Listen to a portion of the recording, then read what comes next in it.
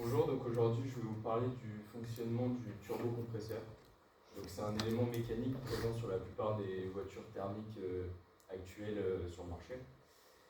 Donc je vais commencer par vous parler de son fonctionnement. Puis ensuite je vais vous faire un parallèle par rapport à d'autres technologies qui remplissent à peu près le même rôle.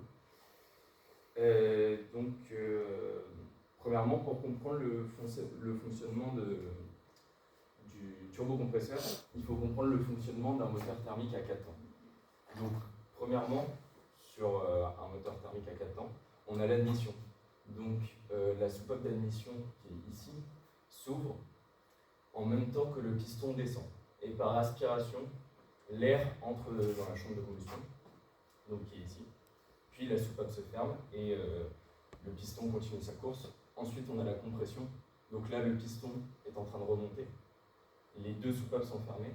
Et là, le mélange est compressé dans la chambre de combustion. Puis vient ensuite la combustion. Donc là, sous l'effet d'une étincelle envoyée par une bougie qui est juste ici, le mélange air-carburant, il est enflammé.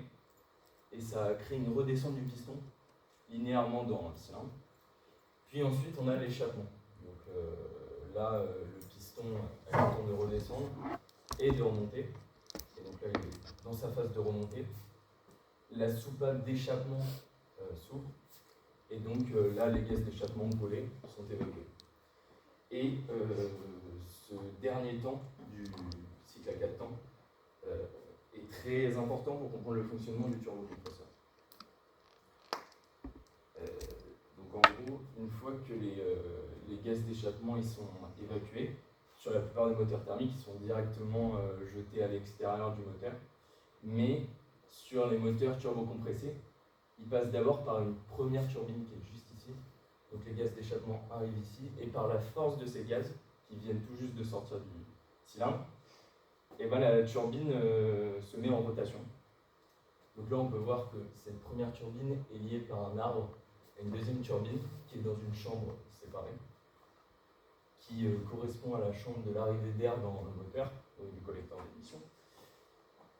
Et donc une fois que cette turbine, elle, se met en rotation, l'autre également.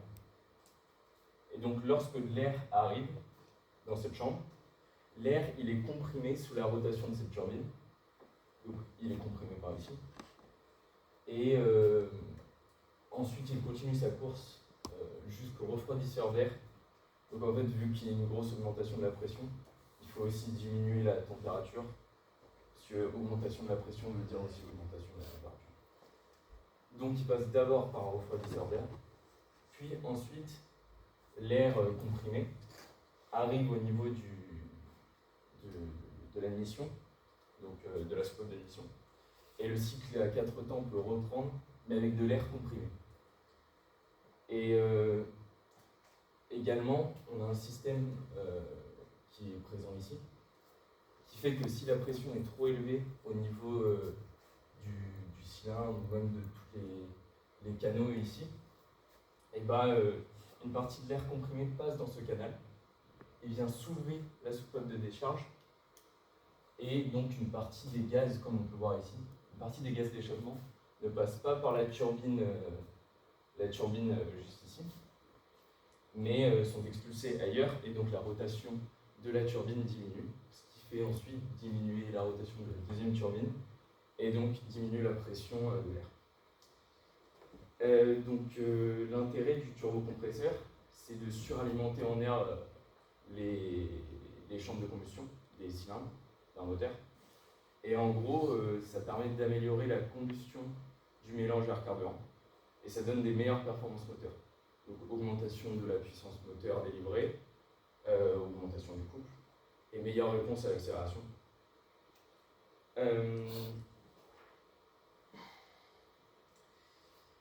Et on peut aussi dire que le turbocompresseur, c'est une innovation écologique, parce que il utilise une énergie qui est habituellement jetée par le moteur, qui sont les gaz d'échappement. Donc on peut aussi dire que le turbocompresseur, c'est un élément qui vient augmenter le rendement du moteur. Donc le ratio d'énergie fabriqué par le moteur sur le ratio d'énergie dépensée par celui-ci, donc du carburant. Donc au final, pour la même efficacité moteur, on a besoin d'utiliser moins de carburant. Et l'invention du turbocompresseur, elle date, contrairement à ce qu'on pourrait penser, des débuts de l'histoire de l'automobile.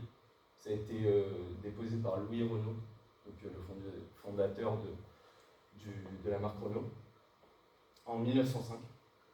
Mais c'est qu'au début du XXIe siècle qui s'est démocratisé au niveau du marché et qu'il s'est répandu.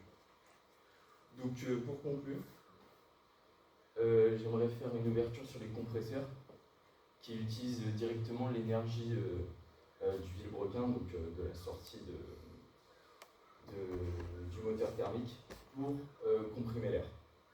Et il y a aussi l'augmentation du nombre de soupapes par chambre de combustion. Donc les chambres de combustion, je vous rappelle, c'est ça. Donc l'augmentation du nombre de soupapes permet aussi d'augmenter le débit d'air. Donc ça ne remplit pas la même fonction non plus qu'un turbocompresseur, mais ça s'en rapproche. Donc voilà. Merci de m'avoir écouté.